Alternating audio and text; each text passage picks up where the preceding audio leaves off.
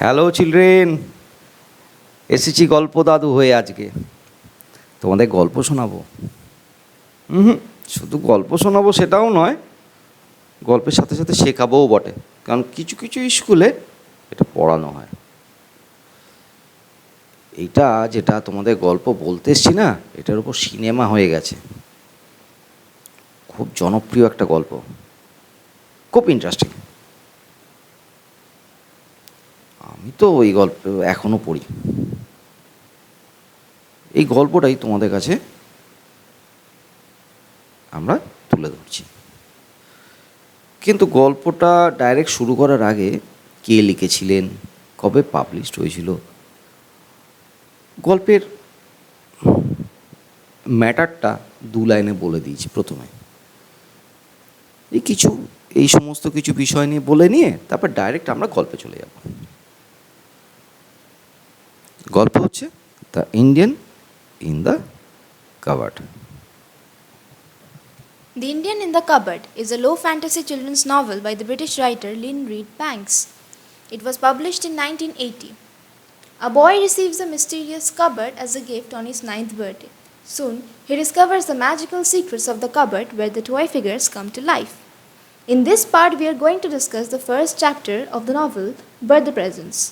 But before we get into the story, let us first learn a bit about the author.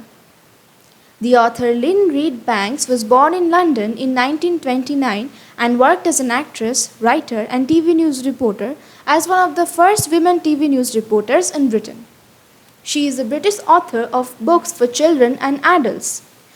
She has written 45 books, including the best selling children's novel The Indian in the Cupboard, which has sold over 10 million copies and has been successfully adapted to film.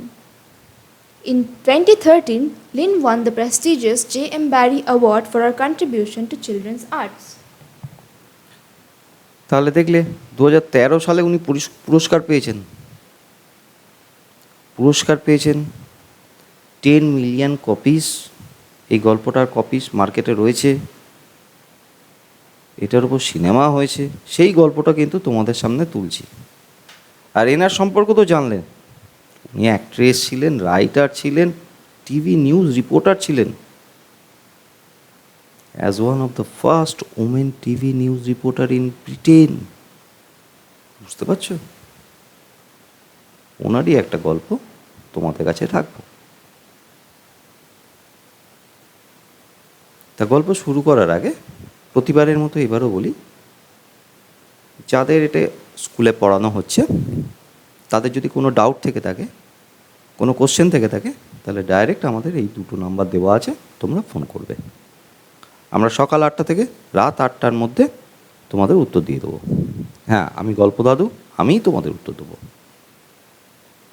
কিন্তু একটা request, রাত 8টার পর যেন phone করো না, সকাল 8টার আগে যেন ফোন করো না। বয়স হয়েছে, 9টার মধ্যে ঘুমিয়ে পড়ি। মনে থাকবে তো? তোমাদের এনার্জি বেশি, বয়স হয়েছে। তাহলে শুরু করি। আমরা তাহলে গল্পের মধ্যে ঢুকে যাচ্ছি। কি সবাই রেডি তো? চলো। Birthday presents. It was not that Omri didn't appreciate Patrick's birthday present to him. Appreciate means to praise. Far from it, he was really very grateful, sort of. It was, without a doubt, very kind of Patrick to give Omri anything at all, let alone a second-hand plastic Indian that he himself had finished with. Indian here refers to Red Indian or Native American. Native Americans are the indigenous people of America. The story goes that when Christopher Columbus set sail to discover India, he landed upon America, which he took to be India. Ever since then, the people there came to be known as Red Indians or Native Americans. Let us go on. The trouble was, though, that Omri was getting a little fed up with small plastic figures, of which he had loads. Biscuit tins full, probably 3 or 4 if they were all put away at the same time, which they never were, because most of the time they were scattered about in the bathroom, the loft, the kitchen, the breakfast room, not to mention Omri's bedroom and the garden. The compost heap was full of soldiers, which over several autumns had been raked up with the leaves by Omri's mother, who was rather careless about such things. The meaning of compost is a brown deposit resembling soil. As for heaps, it means an untidy collection of objects placed haphazardly on top of each other. Omri and Patrick had spent many hours together playing with their joint collections of plastic toys, but now they did had about enough of them, at least for the moment. And that was why, when Patrick brought his present to school on Omri's birthday, Omri was disappointed. He tried not to show it, but he was. Do you really like him? Asked Patrick as Omri stood silently with the Indian in his hand. Yes, it's fantastic, said Omri in only a slightly flattish voice. I haven't got an Indian. Flattish means emotionless. I know. I haven't got any cowboys either. Nor have I. That's why I couldn't play anything with him. অমরিন আজকে 9 বছর হবে, হচ্ছে আর কি। তাই নবম বছরে ওর বন্ধুর সঙ্গে স্কুলে দেখা, খুব কাছের বন্ধু প্যাট্রিক। সে কি না তাকে একটা জন্মদিনে উপহার দিল, কি না second hand plastic Indian. Indian মানে কিন্তু আবার আমাদের ভেবো না, এখানে ইন্ডিয়ান মানে রেড ইন্ডিয়ান, মানে আমেরিকায় যারা পুরনো দিনের বাসিন্দা তাদেরকে ইন্ডিয়ান বলতো। ওই কলম্বাস ভুল করে ওখানে চলে গেছিলো, ভেবেছিল ভারতবর্ষ থেকে চলে গেছি, ওই ভেবে ওখানকার যে জাতি তাদেরকে উনি রেড ইন্ডিয়ান বলেছিলেন, মানে ইন্ডিয়ান বলেছিলেন, ওরা অ্যাকচুয়ালি রেড ইন্ডিয়ান। যাই হোক, সেই একটা রেড ইন্ডিয়ান, সেটা আবার সেকেন্ড হ্যান্ড প্লাস্টিক, একটা প্লাস্টিক ফিগার, সেটা আবার প্যাট্রিক নিজেই একটু জোড়াতাপ্পি দিয়ে ওকে প্রেজেন্ট করেছে। এবার অমরির কি ভালো লাগে বলো? প্রথমত সেকেন্ড হ্যান্ড, দ্বিতীয়ত জোড়াতাপ্পি দিয়েছে। যাই হোক, বন্ধু বলে কথা।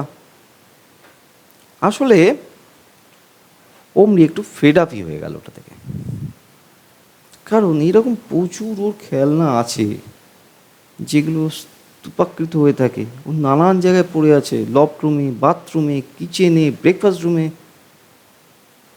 সব জায়গায়, গার্ডেনে, সব জায়গায় পড়ে আছে। লফট মানে হচ্ছে কোথায় জানো তো, ওই দেখবে রান্নাঘরের ওপরে বাইরে আমার একটা ছোটো জায়গা থাকে, ওটাকে বলে লফট, একটা ছোটো জায়গা। যাই হোক, ওই তোমাদের যেরকম হয় আর কি, আমার নাতনিরাও যেরকম করছে, তো সব জায়গায় খেলনা ছড়িয়ে রাখে জানো, সে বিছানায় বলো, ডাইনিংয়ে বলো, বাথরুমে অবধি খেলনা নিয়ে যায়। এই খেলনা তেমনি অমরিও করে। অমরি আবার কাছের বন্ধু প্যাট্রিক, দুজনে মিলে খেলাও করে। অমরি তো একটু পছন্দ প্যাট্রিক বুঝবে সেটা না, এটা কোথা থেকে প্লাস্টিক ইন্ডিয়ান ফিগার দিল। যাই হোক, তা দিল জন্মদিন বলে প্যাট্রিক, অমরি একটু ডিসঅ্যাপয়েন্টও হলো, বাট সেটাও দেখাতে চাইলো না, কারণ কার্ডসগুলো ব্যাপার আছে তো, জন্মদিনে দিয়েছে কাছের বন্ধু বলে। প্যাট্রিক জিজ্ঞেস করলো যে, do you really like him? অমরি চুপচাপ দাঁড়িয়ে থেকে ওই হাতে নিয়ে ওটা দাঁড়িয়ে রইল, ইমোশনভাবে একটু নিরসভাবে বলল, ইয়েস ইট ইজ ফ্যান্টাস্টিক। আমার কোনো এরকম ইন্ডিয়ান পুতুল ছিল না। প্যাট্রিক বলল, আই নো, আমি জানি। তখন মনের কথাটা অমরি বলেই ফেলল, আমার কাছে যেমন ইন্ডিয়ান ছিল না, তেমনি কাউ বয়েসও ছিল না। আসলে মনে মনে ইচ্ছে ছিল যদি কাউ বয় পেতাম ভালো লাগতো, কিন্তু এবার তো বলতে পারে না, বন্ধুর মনে দুঃখ হবে। যাই হোক, অমনির মুখটা এরকম হয়ে গেল। দেখো, জন্মদিনের সকালে গিফট দিল পেট্রিক, কিন্তু ওটা ঠিক পছন্দ হলো না। তবে একটা কথা বলি, এই গল্পে যত গল্প লুকিয়ে আছে, কিন্তু এই ইন্ডিয়ান প্লাস্টিক যে ফিগার, ওতেই গল্প লুকিয়ে আছে। সেটা কিন্তু পরে প্রকাশ পাবে। পেট্রিক দিয়েছে, পছন্দ হয়নি, কিন্তু সমস্ত গল্প কিন্তু একে ঘিরে। চলো। Omri opened his mouth to say, I won't be able to either. But, thinking that might hurt Patrick's feelings, he said nothing, put the Indian in his pocket, and forgot about it.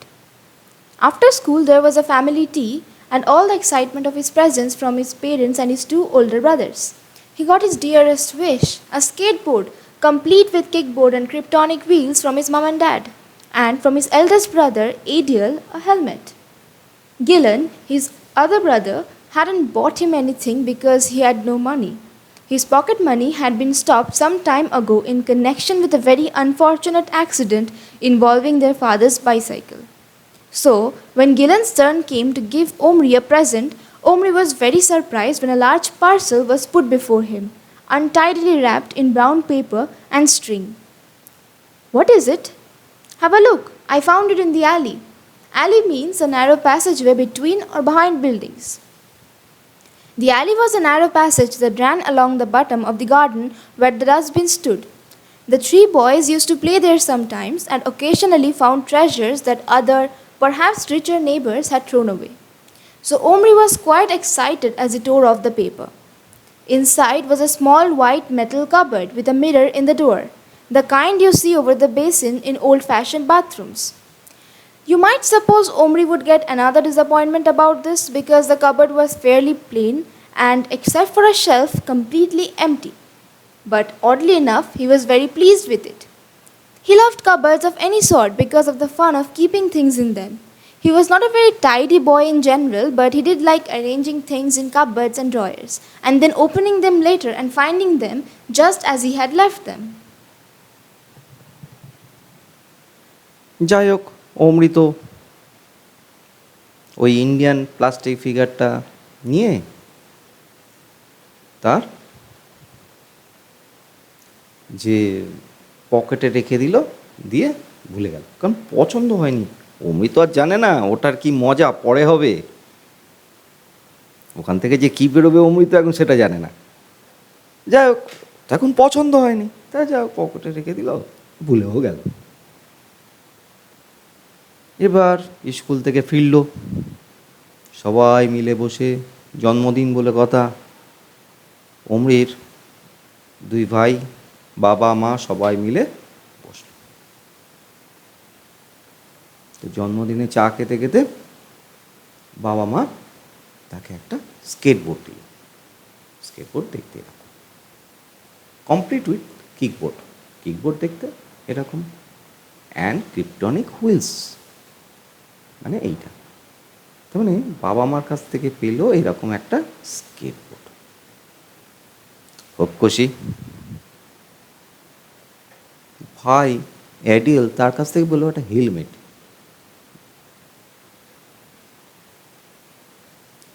দাদা কিন্তু ভাইও বটে, মানে eldest বলা আছে, আমি ভাই বলছি, তোমরা যেন আবার কেউ ভেবো না ভাই মানে ছোট ভাই। যাই হোক, অ্যাডিয়েল সে দিল একটা হেলমেট, যাতে ভাই স্কেটবোর্ড চালাতে গিয়ে পড়ে গেলে মাথায় না লেগে যায়। আর গিলন আর এক ভাই,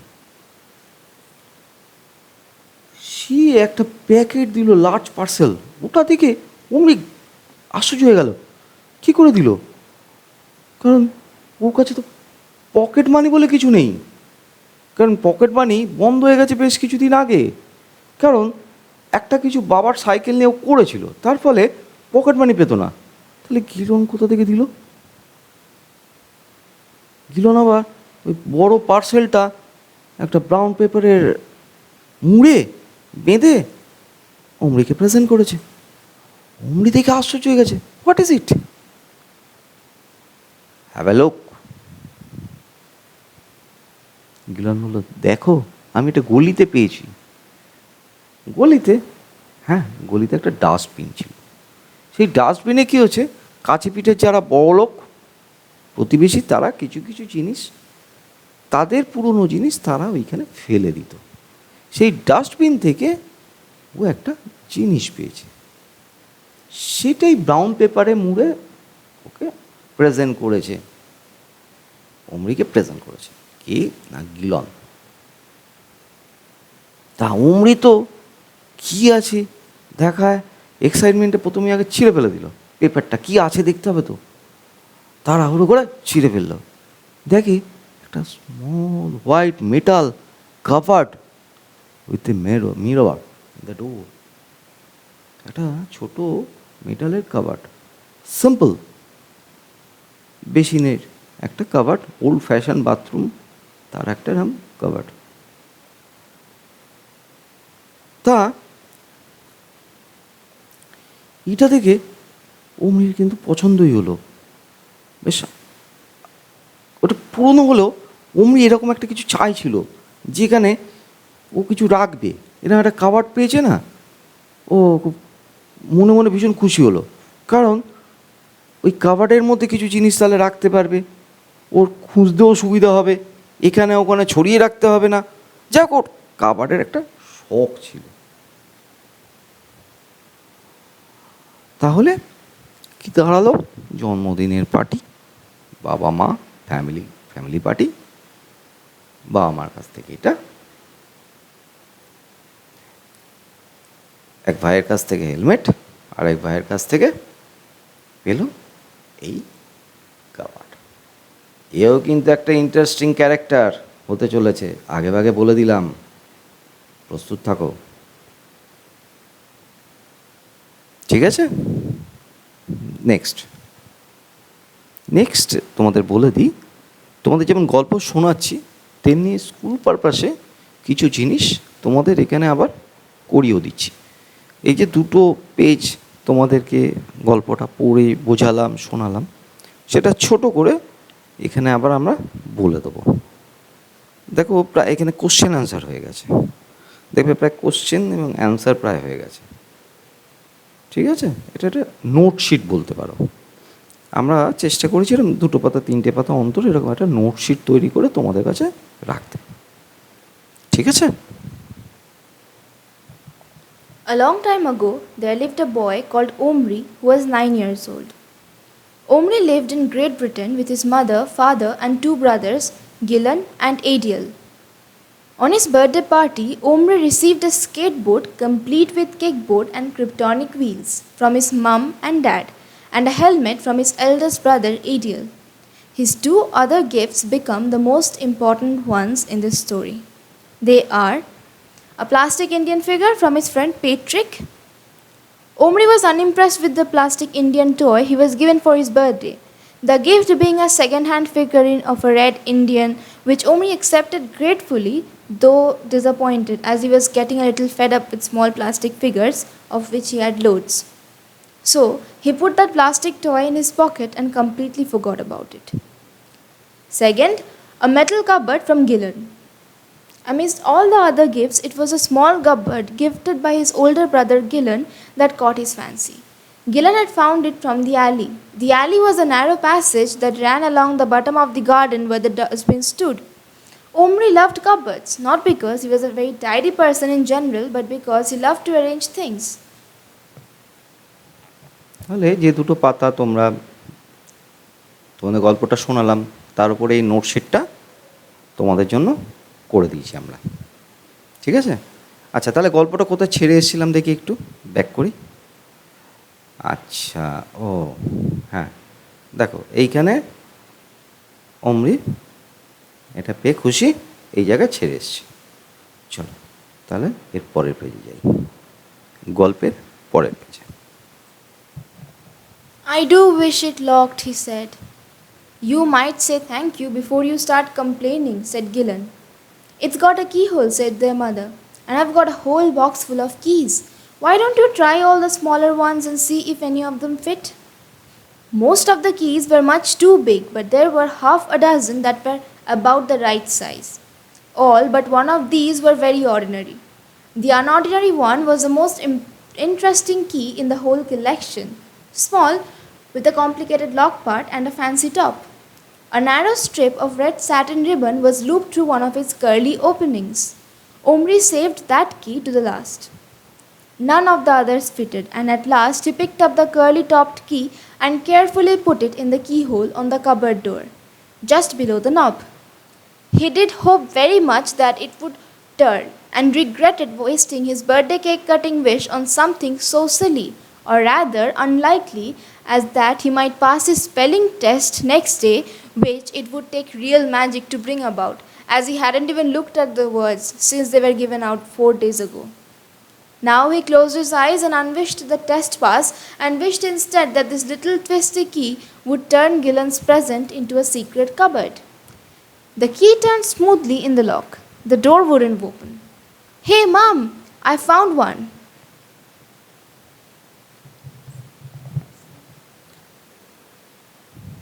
তাহলে ওটা তো দেখেছে, অমনি পছন্দ হয়েছে, ও তো তখন খুঁজতে ব্যস্ত, যে দেখতে ব্যস্ত। ও মনে মনে বলল, মনে মনে বলতে গিয়ে বলেই ফেললো, I do is it locked. যদি এটা লক থাকতো বা চাবি থাকতো বা কোনো কিছু একটা লক করার যদি ব্যবস্থাটা করা যেত। তখন কিলন বলল,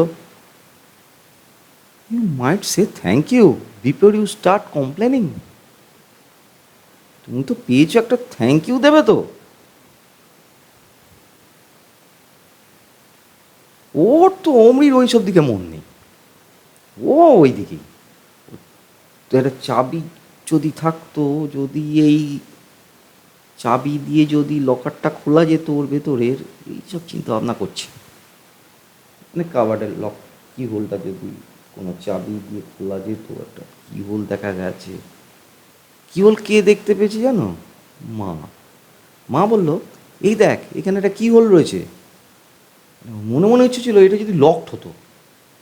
সেটাইও বলছিল যে I do is it locked. তখন কিলন বলল যে আগে তুমি পেয়েছো, আমাকে একটা থ্যাংক ইউ জানাবে তো। এবার মা ওই কথাটা শুনেছে, অমরির কথা, বলছে এই যে একটা কি হোল রয়েছে, আমার কাছে এক বাক্স চাবি আছে, নে দেখ কোনোটা যদি ফিট করে।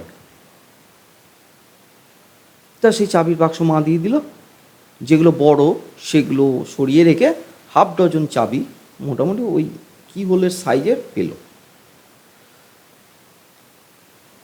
সবকটাই অর্ডিনারি, কিন্তু একটা এক্সেপশনালি একটু অন্যরকম। সেটা এরকম রেড শার্টিন রিবন দিয়ে ওই চাবিটা বাঁধা ছিল। চাবিটা এরকম কার্লি টপড কি ছিল। যাই হোক, চাবি ঘোরাচ্ছে, চাবি ঢোকানোর চেষ্টা করছে, ঘোরাচ্ছে, খুলছে না। ও যে চাবিটা একটু ফ্যান্সি, একটু অন্যরকম দেখতে, সেই চাবিটা সবার পরে ইউজ করবে বলে রেখে দিয়েছিল। অমরি সেটাকে সবচেয়ে পরে ইউজ করবে বলে রেখে দিয়েছিল। তা সব কটাই অন্যগুলো ঢোকাচ্ছে, হচ্ছে না। আর মনে মনে ভাবছে যে আমি কেন পার্টিতে আগে উইচটা আমার করে ফেললাম। ও আসলে উইচ করেছিল যাতে স্পেলিং টেস্টে পাস করে। তা মনে মনে ভাবলো, না এটা যদি খুলতো, ওটা এত আনন্দ হয়েছে, এটা যদি খুলতো করতে করতে ও করলো কি, ও যে উইশটা করেছিল সেটাকে ক্যান্সেল করে দিয়ে, ও আনউইশ করে দিয়ে, ও আবার নতুন করে আবার নতুন করেও একটা উইশ করলো, যাতে চাবি দিয়ে খোলা যায়। কোনো চাবি যেন ফিট করে, ভগবান যেন কোনো একটা চাবি ফিট করে যায়, যেন লকটা ওপেন হয়। তা যেটা লাস্ট চাবি ও রেখে দিয়েছিল সেটা ঘোরালো, খুলছে না। হঠাৎ করে অমনি চেঁচে উঠলো, হে মা, মা ফাউন্ড ওয়ান, এটা দিয়ে খুলে গেছে মা। মারও মুখে হাসি, সবার মুখেই হাসি। Next.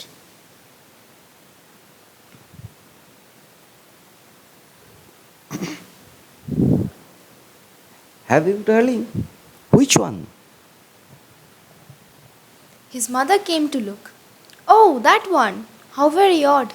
That was the key to my grandmother's jewel box that she got from Florence, a city in Italy. It was made of red leather and it fell to bits at last. But she kept the key and gave it to me. She was most terribly poor when she died, poor old sweetie, and kept crying because she had nothing to leave me. So, in the end, I said I'd rather have this little key than all the jewels in the world. I threaded it on that bit of ribbon, it was much longer then, and hung it around my neck and told her I'd always wear it and remember her. And I did for a long time, but then the ribbon broke and I nearly lost it. You could have got a chain for it, said Omri. She looked at him. You are right, she said. I should have done just that, but I didn't, and now it's your cupboard key. Please don't lose it, Omri, will you? Omri put the cupboard on his bedside table and opening it, looked inside thoughtfully. What would he put in it? It's supposed to be for medicines, said Gillen. You could keep your nose drops in it. No, that's just wasting it. Besides, I haven't any other medicines. Why don't you pop this in? His mother suggested and opened her hand. In it was Patrick's Indian. I found it when I was putting your trousers in the washing machine. Omri carefully stood the Indian on the shelf. Are you going to shut the door? Asked his mother. Yes, and lock it. He did this. মা তো শুনে আনন্দ হয়ে কোনটা কোনটা fit করেছে দেখি, কোনটা fit করেছে দেখি, কোন চাবিটা দিয়ে খুললো দেখি, হুইচওয়ান করতে করতে মা দেখে বললো, ও এইটা, এটা দিয়ে খুলেছে। সঙ্গে সঙ্গে মা নিজের মনেই বলতে শুরু করলো, এটা আমার গ্র্যান্ডমা দিয়েছিল। গ্র্যান্ডমা খুব গরিব ছিল, তার কাছে কিছু দেওয়ার ছিল না, এই চাবিটা একটু সুন্দর দেখতে, সেটা স্মৃতি হিসেবে আমাকে দিয়ে গেছিল, তা আমি সেটা গলায় পরে থাকতাম। মা অমরিকে বলছে, তা এটা পরে থাকতাম এবং একটা রিবন দিয়ে পরে থাকতাম। যাই হোক, এটা একটু বড়ও ছিল রিবনটা, গলায় থাকতে থাকতে গলায় পরেও থাকতাম এবং তাকে মনেও রাখতাম, তার কথা মনে পড়তো, কেন ওটা উনি দিয়ে না মারা গেছিলেন। তা ওনার স্মৃতি হিসেবে গলায় আমি ঝুলিয়ে রাখতাম। অমরিকে বলল, অনেক দিন ঝুলিয়ে রেখেছিলাম, তারপর ওই রিবনটা ছিঁড়ে গেল, তারপর প্রায় আমি এটা হারিয়ে ফেলেছিলাম। তখন আমি ওই রিবন দিয়ে আটকে ওইটা চাবির বাক্সে ঢুকিয়ে দিই। তখন অমরি বলল, কেন, তুমি একটা চেন বানিয়ে নিতে পারতে, চেনে ওই চাবিটা ঝুলিয়ে রাখতে পারতে। মা ওর দিকে তাকালো, তাহলে you are right, said I should have done just that. হ্যাঁ, এটা আমার করা উচিত ছিল, বাট আমি করিনি। কিন্তু দেখ, এটা কিন্তু তোর কাভার্ডের চাবি হিসেবে ইউজফুল হয়ে গেল। প্লিজ অমরি, এটা কিন্তু আমার স্মৃতি, আমার গ্র্যান্ডমার স্মৃতি, এটাকে হারিয়ে ফেলো না বাবা। অমরি কী করলো, ঘাড় নেড়ে করলো কি, ওইটা ওর কাভারটা বেড সাইড টেবিলে রেখে দিল এবং ভাবতে শুরু করলো যে এর মধ্যে কী রাখা যায়। ও তো এটা একটা আনন্দ আছেই, কী রাখা যায়, এবার কী রাখা যায়, প্রথমে কী করে খুলবো, কী করে খোলে, তারপর কী রাখা যায়, কী রাখা যায়। গিলন বলল, এটা মেডিসিন বক্স করে না, এখানে ওষুধপত্র রাখবি, তো নাকের ড্রপ আছে সেটা রাখ। তখন অমরি বলল, না, এটা আমি ওয়েস্ট করতে চাই না এইভাবে, আর ইনফ্যাক্ট আমার কাছে এখন কোনো আদার মেডিসিনও নেই। তখন মা পেছন থেকে এসে বলল, একটা কাজ কর, এই দেখ তোর ট্রাউজার আমি ওয়াশিং মেশিনে দিয়ে কাচতে গিয়ে আমি একটা জিনিস পেয়েছি। অমরি দেখে, ও মায়ের হাতে সেই যে প্যাট্রিক যেটা দিয়েছিল, ওই যে ইন্ডিয়ান যে ফিগার, প্লাস্টিক ফিগার, সেইটা মায়ের হাতে রয়েছে। ও ভাবলো ঠিক আছে, কাভার্ডে তাহলে এটা ঢুকিয়ে রাখি। Omri carefully stood the Indian on the shelf. অমনি এটা ঢুকিয়ে দিল। মা জিজ্ঞেস করলো, কিরে দরজাটা বন্ধ করে দিবে এবার নাকি? ইয়েস, করে দিয়েছি বন্ধ। দিয়ে দরজাটা বন্ধ করে দিল। এইবার গল্পের টুইস্ট শুরু হবে। কিন্তু আবার দুটো পাতা হয়ে গেছে। একটু নোটশিটটা যাদের স্কুলে এটা পড়ানো হচ্ছে তাদের জন্য একটু প্লিজ দেখে নাও। The small cupboard had a keyhole. After trying with a few keys, it opened with a very unique one. It was the most interesting key in the whole collection, small with a complicated lock part and a fancy top. A narrow strip of red satin ribbon was looped through one of its curly openings. That little key was the key to Omri's great grandmother's jewel box that she got from Florence. It was made of red leather and it fell to bits at last. But she kept the key and gave it to Omri's mother.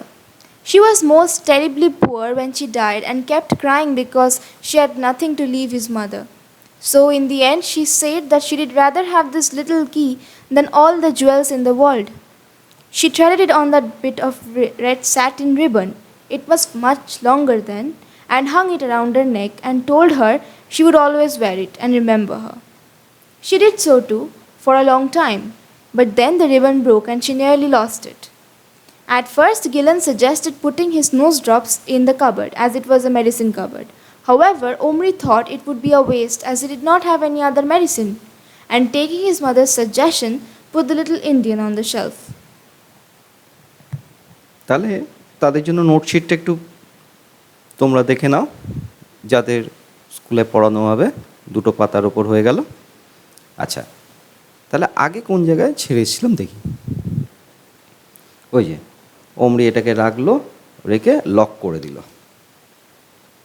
এই দেখো সিনেমায় এইটা আছে, এরকমভাবে রাখলো, রেখে এইভাবে lock করে দিচ্ছে অমরি। তাহলে অমরি লক করলো। তারপর কি হলো চলো। He then kissed his mother and she turned the light out and he lay down on his side looking at the cupboard. He felt very content. Just as he was dropping off to sleep, his eyes snapped open. He had thought he heard a little noise, but no, all was quiet. His eyes closed again. In the morning, there was no doubt about it. The noise actually woke him. বললাম এইবারে গল্প শুরু হচ্ছে। ও তো শুয়ে পড়ল light বন্ধ করে, কাবারটার দিকে তাকিয়ে ঘুমানোর চেষ্টা করলো, ঘুমিয়েও পড়লো। খাবারটা তো অ্যাকচুয়ালি ওর কাছে পছন্দের জিনিস হয়ে গেছিল, ওটার দিকে তাকিয়ে ঘুমিয়ে পড়ল।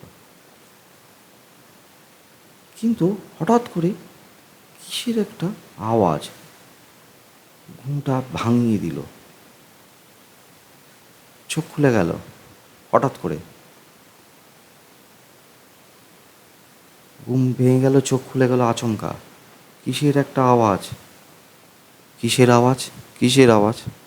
ও এরকম তাকালো, বুঝতে পারলো না, আওয়াজটা থেমে গেছে তো। আবার চোখ বন্ধ করলো, ঘুমিয়ে পড়ল। সকালবেলায় ও নিশ্চিন্ত হলো যে হ্যাঁ সত্যিই ওই সময় রাত্রিবেলা আওয়াজ শুনেছিল, কারণ ওই সকালবেলাতে ওরকম আওয়াজই ওর আবার ঘুম ভাঙল। ওই যে বলেছিলাম দুটো চরিত্র, কাবার্ড আর প্লাস্টিক ফিগার ইন্ডিয়ান। এইবারে শুরু হচ্ছে গল্পের টুইস্ট, যেটা পার্ট 2-তে আছে। পার্ট 2টা যখন আপলোড করব, তোমরা এই বেল আইকনটা ক্লিক করে রাখবে। বেল আইকন ক্লিক করে সাবস্ক্রাইব হয়ে নেবে। এর ফলে যখন পার্ট 2টা আমরা যখন আপলোড করব, তোমাদের কাছে অটোমেটিক নোটিফিকেশান চলে যাবে এবং তোমরা পার্ট 2টা দেখতে পারবে। তো তোমরা অতি অবশ্যই আমাদের চ্যানেলটার সাবস্ক্রাইব হয়ে যাও বেল আইকন প্রেস করে, আর লাইক আর প্রচুর শেয়ার করো। এবং তোমাদের যদি কোনো কোয়ারি থাকে, কোনো ডাউট থাকে, বা কোনো সাজেশান থাকে তোমরা নিজেরা আমাদের ফোন করবে। তোমাদের গল্পের দাদু সকাল 8টা থেকে রাত 8টা অবধি আছে। কিন্তু বাবারা বয়স হয়েছে, টাটা, আবার পার্ট 2তে ফিরে আসছো। Thank you.